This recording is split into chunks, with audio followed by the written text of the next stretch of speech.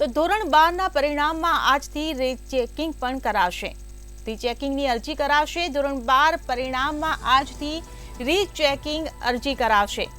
વિદ્યાર્થીઓ રીચેકિંગ માટે અરજી કરી શકશે। તો ધોરણ 12નું જે પરિણામ આવી ગયું છે ત્યારે રીચેકિંગ માટે ઓનલાઈન આજથી વિદ્યાર્થીઓ અરજી કરી શકશે।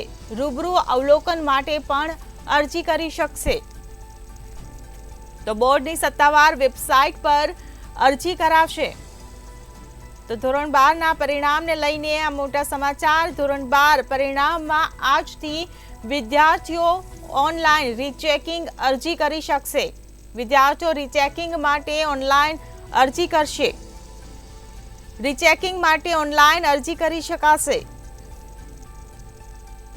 તો રૂબરૂ અવલોકન માટે પણ અરજી કરી શકાશે।